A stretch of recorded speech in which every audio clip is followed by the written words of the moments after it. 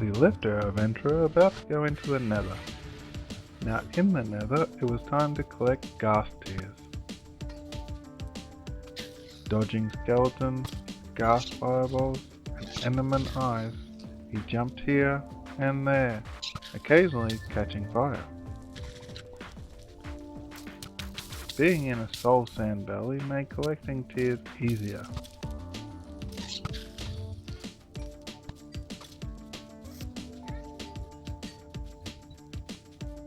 So our adventurer had collected the 2 tears required. Not wanting to stay any longer than he had to, it was time to get back to the overworld. Heading home, he came across a ruined portal, which had nothing great inside. The rest of the day was spent trekking across the vast world. Night was falling as he arrived, so the adventurer went to bed. Crafting 4 end crystals out of the ghast tears, he then put them away for safekeeping. Next project prep time. Our adventurer headed out and went to the first village he found, with a ruined portal in the town square. To make sure that the villagers stayed safe, it was required to trap them inside their homes. With night falling, the adventurer also rings the bell to help villagers go home. Then he went round trapping the villagers inside their homes.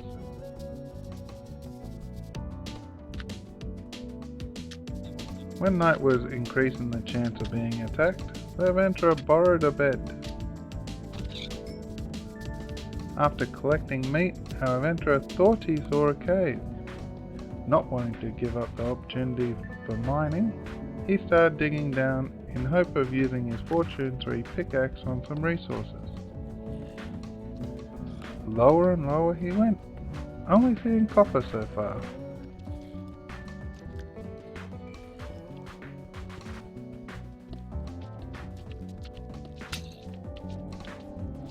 Suddenly, a possible cave.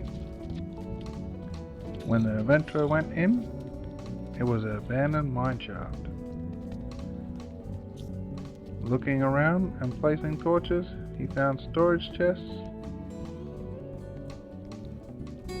The second chest had better items than the first, and the adventurer took the diamonds, accidentally dropped his Fortune 3 pickaxe, and then turned round. Boom!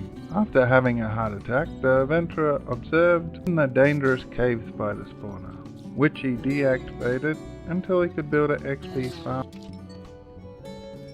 The adventurer went around collecting iron and coal. When he resurfaced, it was night time and a skeleton said hi. After going to bed to skip the night, he started for home. The rest of the day was spent waiting for iron to smelt.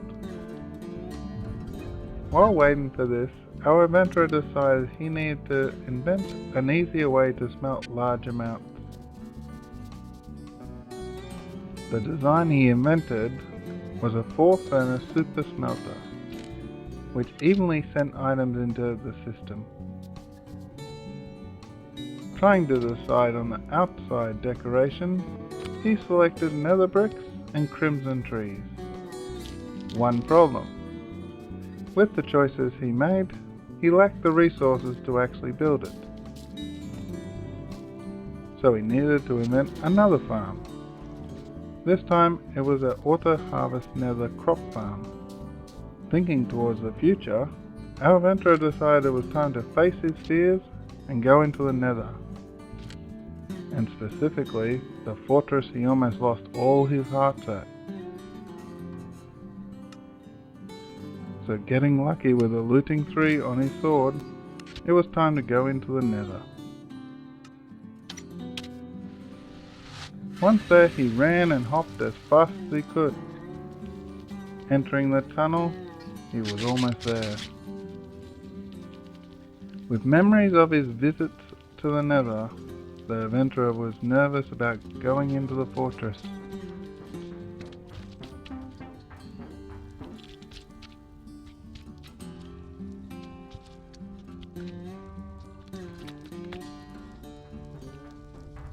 Taking a fireball to the feet, he took a deep breath and went raiding. Looking everywhere he could, swinging his sword and shooting his bow at anything that moved.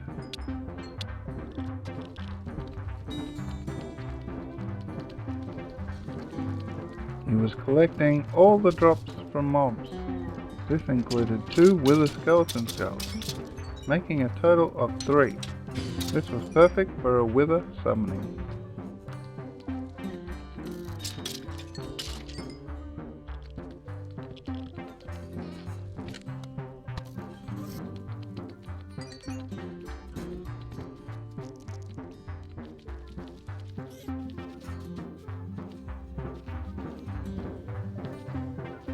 With end crystals crafted, 3 wither skeleton skulls collected, it was time for preparation for a rematch with the Ender Dragon. Then after being victorious, using the end portal block to summon the wither in a wither trap.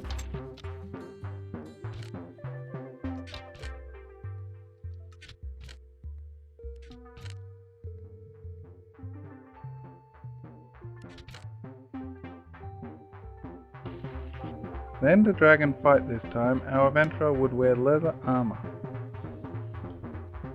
Enchantments were selected by what was available in one enchanting session, making sure to have what was left from the last fight. Our adventurer had a good night's sleep. Now on the way, suddenly a creeper blew up in his face. Running through plains, swamp, and also savannah, he finally reached the stronghold village. Down into the stronghold he went. Without a second thought, he jumped through the portal. He then ran up to the end portal, where he needed to place end crystals to summon the dragon.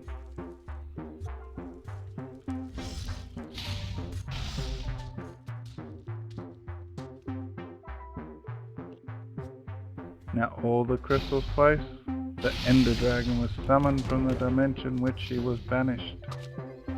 Once the crystals were finished, the fight was on. Shooting at the crystals, 2 were destroyed. Having taken 3 crystals out, started trying for a 4th, when the dragon bit him very hard, requiring a golden apple to recover. Using cover, the adventurer took out another crystal.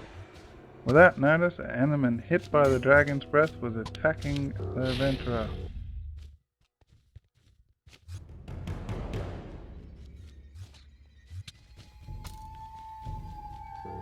Being under the platform helped the adventurer turn him into an ender pearl.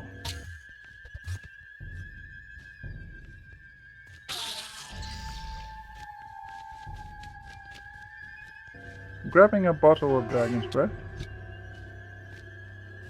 he was struck through the cobblestone platform. With a second golden apple eaten, he ran and focused on trying to hit as many crystals as possible.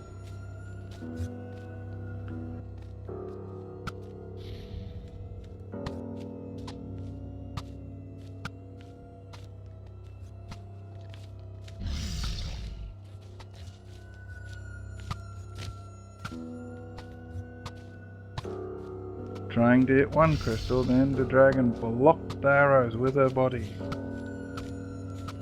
Seeing her perched, he ran in and, ignoring the fact that he was on fire, started hitting her,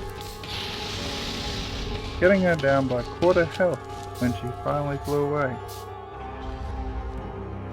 Running around, he noticed she was staying up until she was fully healed.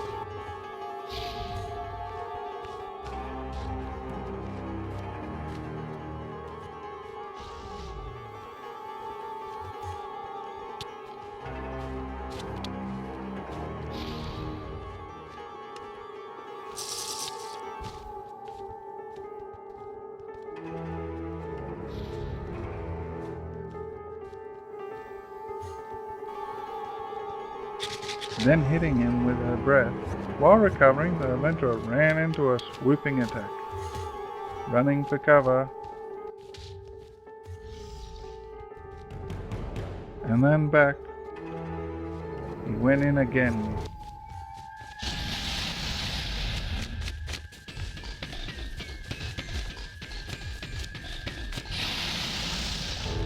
She was quarter health again. The adventurer ran into cover and looped back and attacked once more.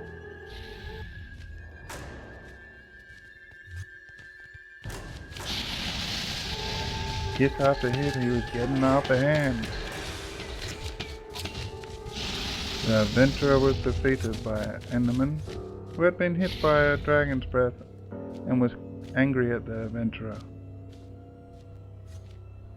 The story may be over, but the adventure has not finished.